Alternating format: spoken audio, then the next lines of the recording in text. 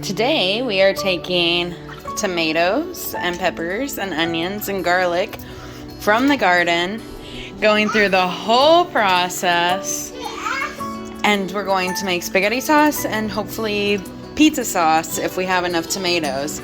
We've had quite a few of the tomatoes that aren't so great, but I did already go ahead and wash this batch and go through the ones that maybe aren't, that definitely aren't edible.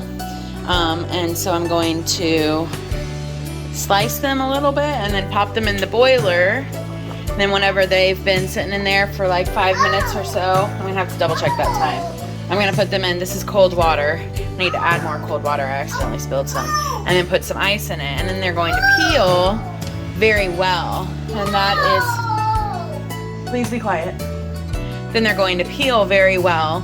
And then that is when we're going to weigh them out and in the food scale and put them in the pot so that we can make the actual sauce. I made a short about this. Let me find one. Okay, so these are Roma tomatoes, and this is a tomato corer. So all you have to do is get in there, dig it out, and then that's the core that you can't use. That was a bad tomato or a bad example, but here we go. Here's a better example.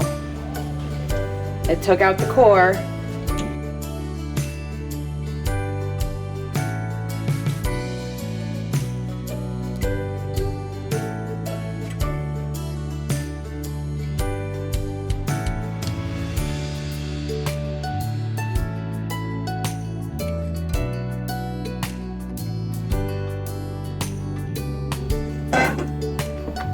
And while that's boiling and getting the skins to peel, to break so that they'll peel easy, what I can do, since I already have my water set up for the most part, I'll add a little bit more water in. Cold water, because the temperature change from hot water to cold water is going to make the skin peel apart that much easier. Plus then you can immediately manipulate it to peel the skins.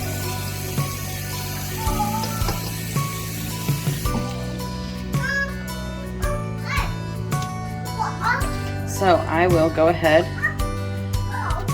and continue coring.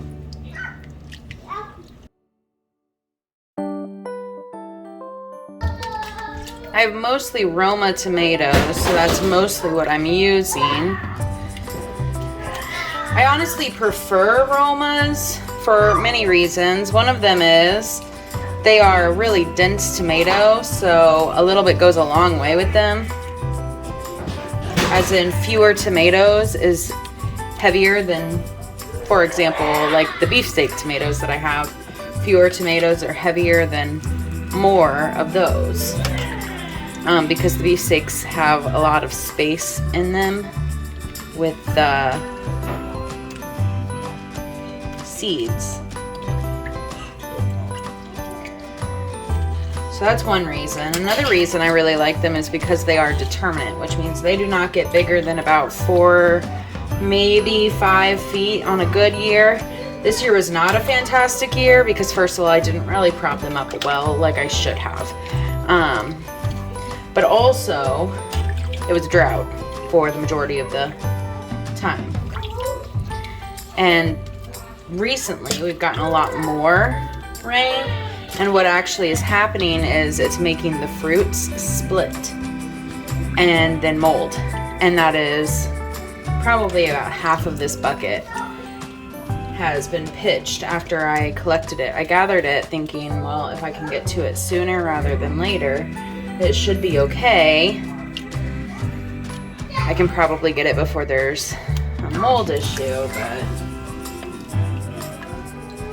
a couple of them went moldy, and then it just was affecting the whole batch.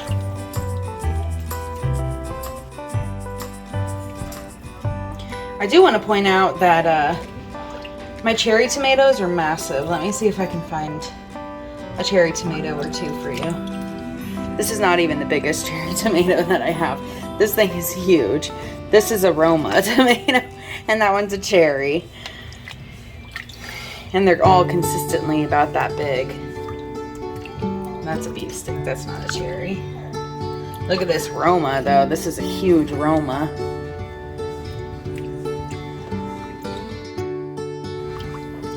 So what I've learned, or what I discovered, is that one of these small bowls full is about as much as I can get into my pasta cooker for peeling. So I'm about done with this batch of coring. And so we can come over here and check on the tomatoes. Not all of them are all the way in, which isn't ideal, but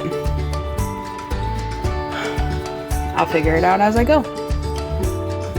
But what we did was we got the water boiling, and now what's happening is the tomatoes are sitting in there and they're going to eventually start peeling. They aren't quite there yet, but we're getting there. Alright, so you can see that these are getting done, and the way that you can tell is you see all those slits. This one has one, this one has one, that one has it. All of them have it, like they're starting to, and so that means that they are getting ready to peel. So what I'm gonna do is I'm gonna take, this is just a deep fryer spoon, so I'm just gonna scoop them out and I'm gonna put them in the cold water.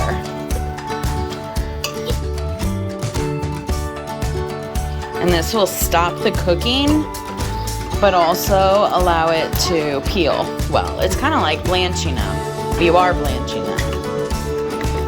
Apparently one of them wanted to bust open a little bit more.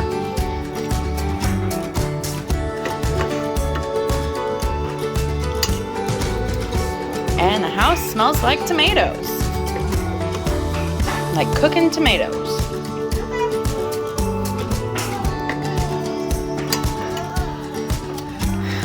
All right, we're gonna let this get back up to a boil, and then I have another batch to go in. And in the meantime, what we're gonna do is the skins on these tomatoes, whew, super warm, will just fall right off.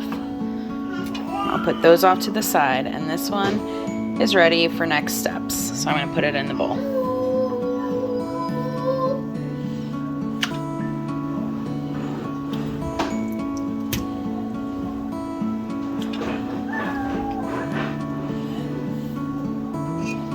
Definitely gonna need to get some ice. Burning the fingers.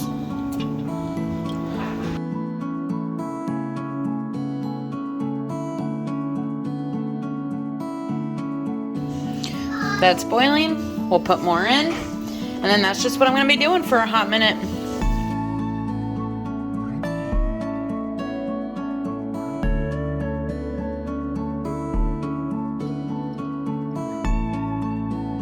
Alright. I maybe kind of sort of over blended the green peppers, but it's fine because really it's just in there as a flavor. So we have green peppers, onions, and garlic in here. I used 5 of my really tiny onions that are like this big, and then 2 of my this size garlics, which there's like just a few cloves in each thing of garlic. And then 4 of my green bell peppers, which look like this. So they're pretty good size. And now we have to add all these tomatoes. So I'm gonna add them and I'm gonna squish them with my hand, because that way I won't have to use the immersion blender quite as much. I'm gonna go ahead and turn on the heat. All right, and we'll do that, and then we'll add in the spices, and we have to let it simmer, and that's how you make pasta sauce. So I guess we'll just start with this one.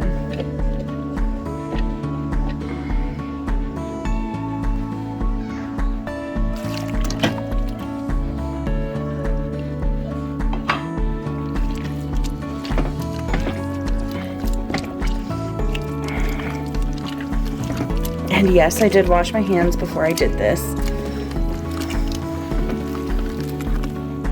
Does not look like pasta sauce right now. Here's some more. Now the reason that you keep all of the juices is so that you don't have to add juices later. So now I don't really feel too bad about doing this with my hand because I already peeled them and cored them and weighed them with my hand already, so.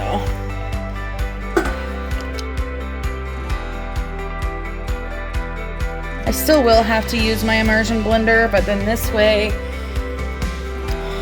I won't have as much to use with my immersion blender, and that's going to be a good thing because my immersion blender is a small thing. So just want to be careful about. I just worry that it's not going to hold up, I guess. So I'm following a recipe that says I needed 25 pounds of tomatoes. Not 25 tomatoes, 25 pounds of tomatoes. And so I was like, okay, cool. I have plenty. I can do that. So I started blanching and peeling and blanching and peeling, which is a step that it says to do. And then I realized it means 25 pounds of tomatoes prior to coring and peeling. So we have a few more tomatoes here than the recipe really calls for, but that's okay because we still have plenty of tomatoes and it's pasta sauce. We'll go through it easily. I think I'm almost done getting the majority of the whole tomatoes squished.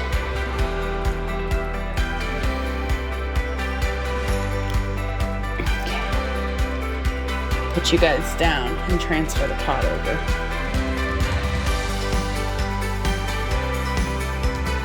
Just barely. Wow.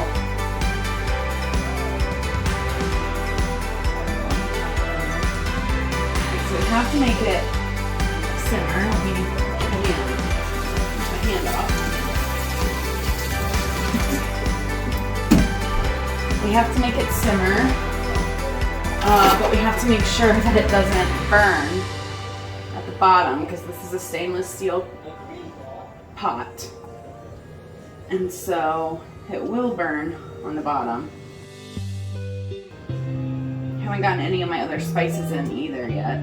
It's just onions, garlic, and pepper, which are the primary ones, but there's also oregano, basil, bay leaves, and then a little bit of salt and pepper. I probably am not actually going to add a whole lot, if any, just because whenever I'm cooking the meat, browning the meat that this is going to go in with before we put it on our pasta,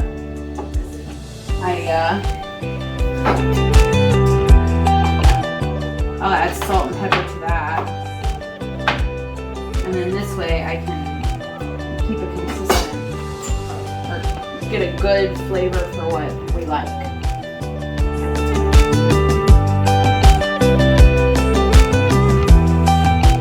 This is a 16-quart pot. My recipe says it makes 9 to 10 quarts. I don't really know how that's true since my 16-quart pot is this full. Holy moly. I'm gonna get the spices in here, and then I have to keep stirring it so that it doesn't burn on the bottom because this will burn very easily and tomatoes burn very easily. So I have to continue to stir it.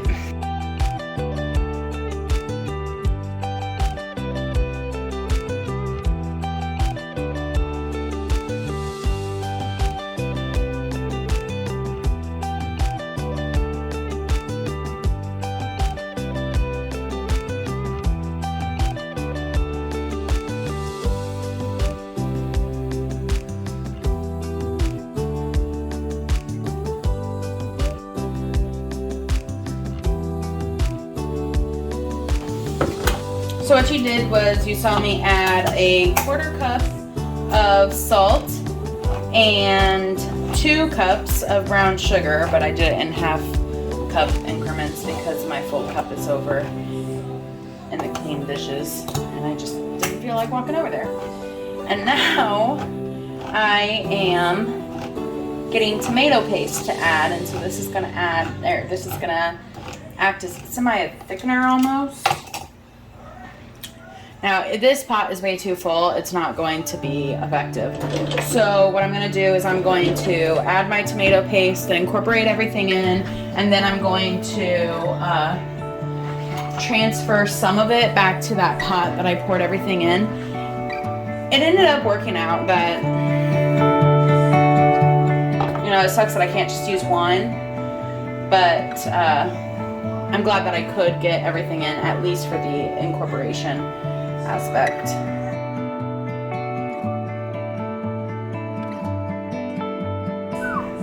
Very, very cool. Just have to get this incorporated and then I can move on. Playing with fire here, I feel like. Oh no!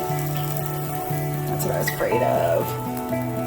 Okay, I'm gonna turn down the heat because I am starting to smell it, which means it's heating up well. But I gotta get this paste in, this tomato paste in. If I can get it just enough transferred over to this other side so that I can stir that tomato paste in, it should be fine. And then I can transfer more over after I get the tomato paste stirred in well.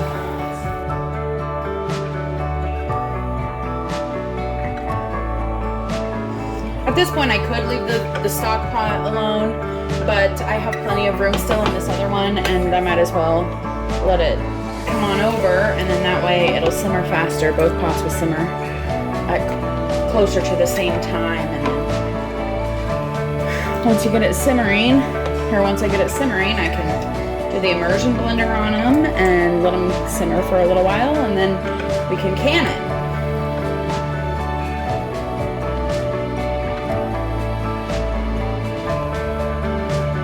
Now I can stir it without being worried about overflow.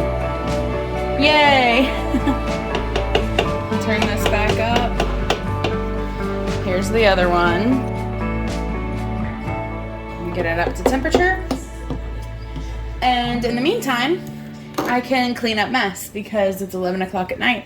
And I need to clean up the mess, and I still have more tomatoes that I need to do this too, so it's gonna be a late night tonight, I'll tell you that. All right, while I was waiting, I went ahead and went through the last bit of tomatoes and washed and cored them. This has been simmering for quite some time. I did add about 3/4 of a cup of lemon juice to this one that I'm stirring in, and then about a cup into that one. And the reason for that is because tomatoes by themselves are not acidic enough to actually can.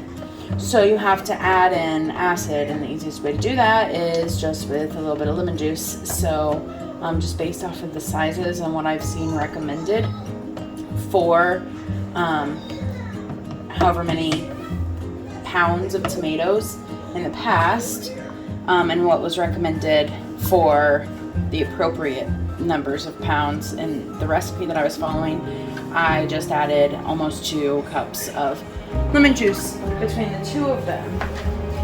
So because they have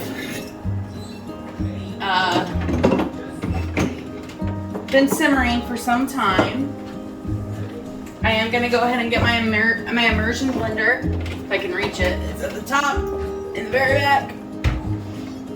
Aha! I'm going to get my immersion blender, and I'm going to blend these suckers. Try and get them a little less chunky and a little more smooth, but like a thicker smooth, because right now it's kind of a runny smooth. So, I'm gonna do that.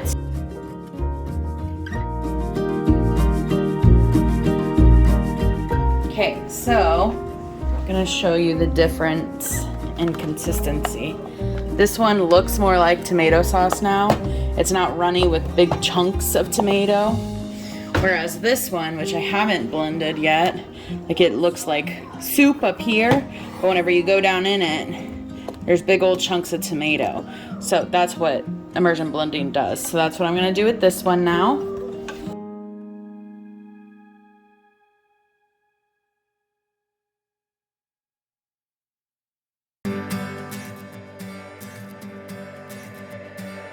So this is the final product of the recipe. I think I have enough to make another one of these sizes. And now we're off to canning. All right. I just finished washing out quart jars.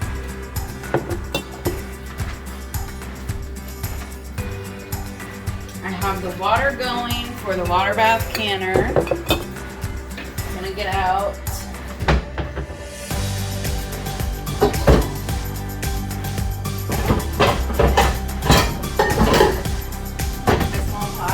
water in it and put it on a back burner. We will be boiling the lids.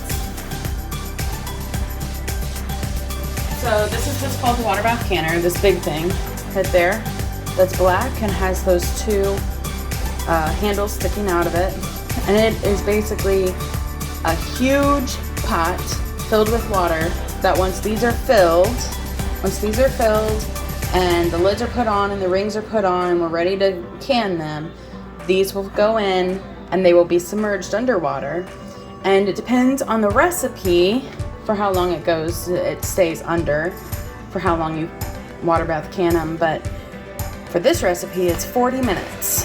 So I'm going to fill these bad boys up, wipe down the rims, and then put on a boiled lid and a ring so that it's ready to go into the water bath canner.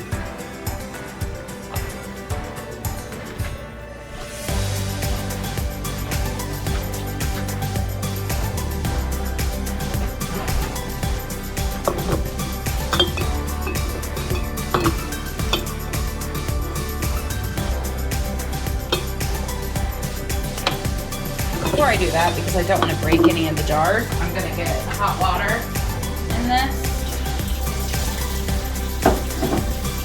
That way it's not a huge shock. This is still super hot. It's still steaming. And they're glass. So there's a chance that because of they're cold because they were wet and just in my house, which is cold. So the cold to the hot, there's a chance that it'll break them if I'm not careful. So I have to put hot water.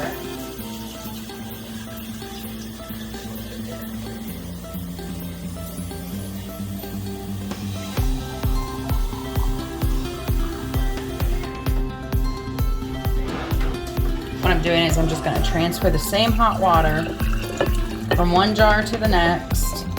And as soon as this jar gets done, we're going to fill it up.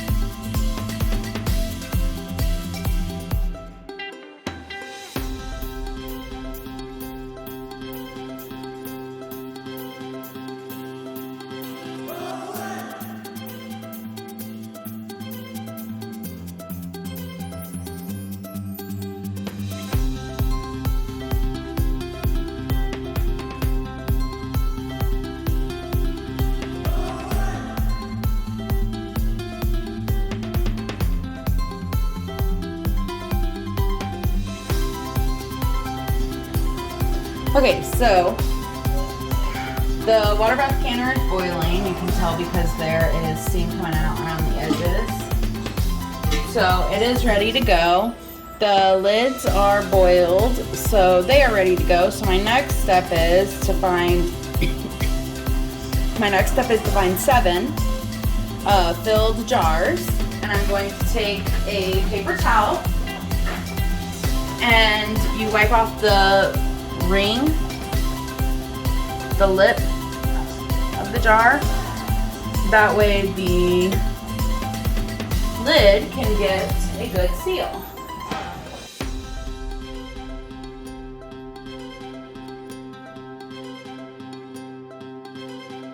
Alright, the lids are on, but now we need to put the rings on to secure them. And whenever you tighten a ring, you tighten it hand tight, which means you don't want to force it on whenever it's snug from just tightening with your hand. It's done. I could force it more, but you're not supposed to because that can cause issues with sealing.